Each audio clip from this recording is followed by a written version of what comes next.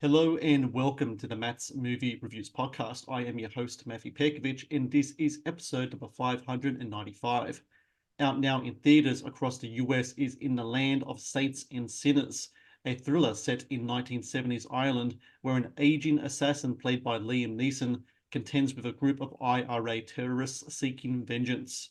An engrossing crime thriller that features terrific performances and stunning locations. In the Land of Saints and Sinners also marks the latest film by Robert Lorenz. So I'm glad to say joins me now on the podcast. Robert, how are you today? I'm good, thank you. Pleasure to be here. Well, look, the pleasure's all mine because I absolutely love this movie, and it's really interesting just reading up about the history of the film. So Liam Neeson, you worked with him before in The Marksman. He brings the script to you.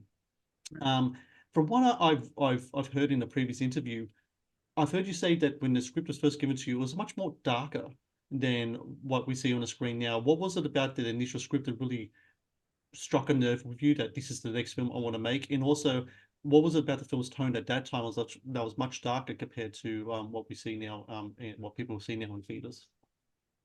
Well, it's essentially the same story script, but it ended on a darker note. So I was my instinct was to kind of change the ending just to show that life goes on. You know, see the sign go back up around the town, and he has a final goodbye with his neighbor and so forth. So I was kind of trying to lighten it just a little bit because it ended at the graveside at night and it was just very grim.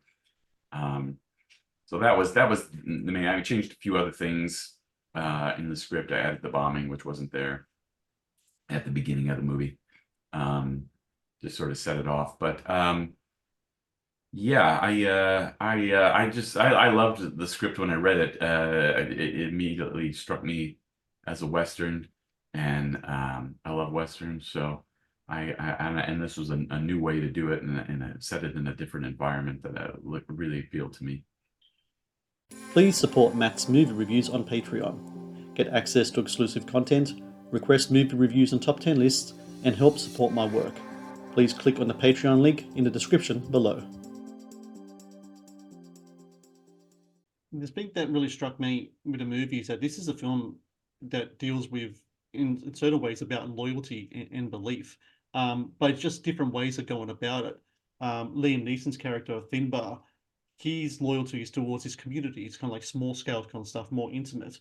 Well, when it came to the character played by Kerry Condon, Dorleen, hers is towards a cause, which can Right. bring about all sorts of, can have all types of variations towards that and trouble. And we see what happens with that film. Is that something really struck you as well, like these different types of levels of loyalty, of belief that comes with these two characters who essentially come from the same part of the world, but view things in a very different way?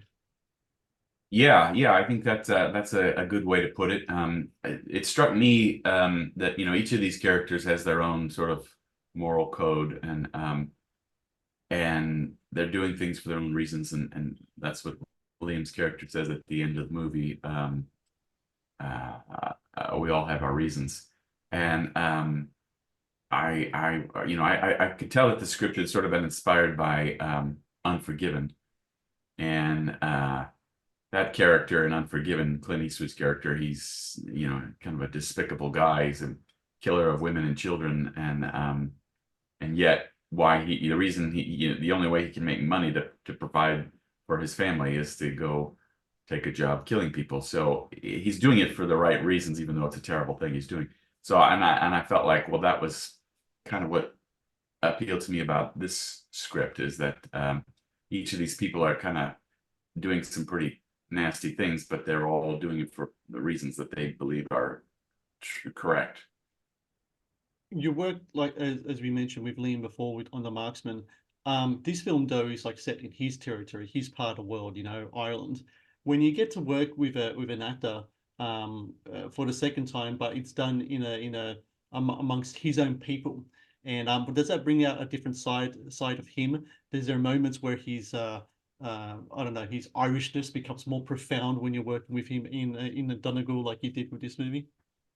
Yeah, for sure. I mean, the last movie I did, The Marksman, he was playing an American, so he had done a very good job of disguising his accent. Although a couple times he threw in some words like a wee bit of this or a wee bit of that, and it's like, well, an American wouldn't say that, so why don't we just take that out? But in this movie, you know, especially like there's a driving scene where he's with a guy who's from Belfast who's using a really thick Irish Belfast accent, and you can, you know, when Liam's around other Irish people, his accent really came out, and you could really, you almost, there were times where it was a little difficult to even to understand what Liam was saying, but it was, I mean, I liked that because it just made it all more authentic. The Matt's Movie Reviews podcast is brought to you by TeePublic.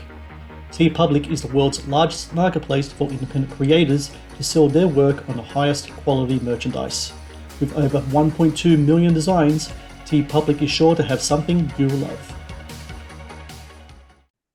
Kerry Condon is just fantastic in this movie because I truly believe that for a hero or anti-hero to really shine, you know, the protagonist to shine, you need that antagonist to kind of to like bring the balance to the scales, and she's great in it. The thing that really struck me with her is her eyes. There's a reason why the men in her gang kind of cower when she's around. The intensity of her eyes is something else entirely. What was Yeah. it like working with her? What was it like working with an actor that can, with a gaze, with a stare, can really just make the environment around her just heal to her, kind of like her presence? Yeah, that's interesting that you point that out because I totally agree, and I was trying to emphasize that with some of the close-ups I did with her in the bar at the end, and the two confrontations she has with Liam's character. You was trying to get in tight so you could really feel that intensity that you're referring to. Um, she was just a terrific actor, and she's just got this power to her that I felt you could believe that she would be a formidable opponent to Liam, who is the 6'4", intimidating guy. And so I was so thrilled that she was available to do this part, and that she brought that intensity to the performance. The film is set in the county of Donegal. There's so many beautiful shots in this movie. You're working with Tom Stern, who's one of my favorite DPs, has been for such a long time. It still racks my brain how this guy hasn't won an Oscar yet, because just the work that he's done is just been so fantastic. All the work he's done with Clinton, work he's done with yourself of other people. What's conversations like with Tom in regards to how you want to capture the scenery around you? Because it's a really interesting kind of contrast, and I think it speaks to a lot about Ireland in its own, where it's this place where it's just so much beauty, so much natural beauty, the greens and then the ocean around it, especially of Donegal. So it's like an ocean kind of town. But at the same time, it's a place where so much violence has been inflicted there for so many time. It's almost embedded in the land around it. So how do you go about kind of capturing that essence with time in the movie? Well, I really wanted to feature it. I was when I started the project, there was excuse me, there was some interest, some forces suggesting that we film it all around Dublin because it would have been a little bit easier in terms of housing people and so forth. But I went out and saw Donegal, where this is all set, and I said, well, this place is just so unique and so beautiful. Plus, it was sort of frozen in time. You know, there weren't new buildings and new roads. I mean, it just really felt like you stepped back into the 70s just being there. So I wanted to capture that. And like you say, I wanted to capture that beauty to sort of offset the sort of heavy, dark aspects of the story. You know, people are getting murdered and all these things are going on. So, and it's happening amidst this beautiful space. So I was thrilled that Tom was available. He works a lot, and he's very, very busy, even in his old, as he's getting up there in age. And I just gave him a call and said, "Hey, you want to come to Ireland for a couple months?" And he said, "I'd love to." So I was thrilled that he we you know, we worked together since the mid '90s. So it's just a very easy relationship, and it's kind of, there's no ego or anything involved. It's just, we just enjoy being around each other. The Matt's Movie Reviews podcast is brought to you by Amazon Prime Video. One of the best on-demand streaming services available, Amazon Prime Video features exclusive Amazon originals as well as popular movies and TV shows. Watch Amazon Prime Video anytime, anywhere. The film is set in the 1970s and does deal with the Troubles. When you go to Ireland today, does that still linger, that kind of like the violence of the past? Is that something that's still in the air? Is it still something that's kind of whispered about? Or is it something that you feel has people, don't want to say moved on from, because how do people move on from that? But it's something that people don't tend to not really address in any kind of way. Is there a sensitivity about that when you're over there?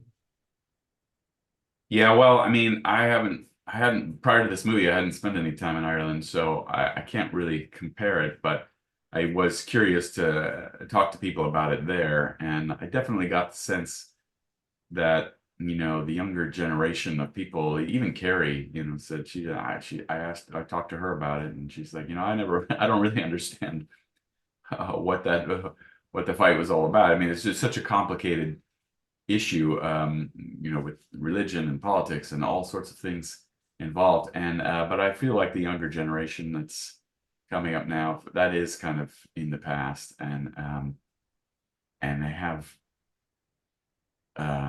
they are putting that behind them in many ways. I mean, it's right, with what's happening with Brexit and everything, there was a little bit of it bubbling up again, but I think it's pretty much done. Well, that's a good thing. It's a good thing that the next generation don't have to deal with the sins of the past in any kind of way moving forward. And for everyone out there listening, in the land of saints and sinners, I really recommend everyone watch this movie, especially in the cinemas. Go out there and watch this, because Tom's photography in the movie, how you kind of display Ireland Donegal in there, and the performances is just really fantastic. And I got to say as well, it's a pleasure to always see Liam Neeson on the screen. He's such a prolific actor, and I think people tend to take for granted just how much of a great actor he is. And this is just a movie that kind of reminds of that. So, Robert Lorenz, thank you so very much for your time and for your movie as well. It's been a pleasure. Thank you very much. Pleasure talking to you. Thank you for watching the Matt's Movie Reviews channel. Please subscribe for more reviews, podcast interviews, and exclusive content.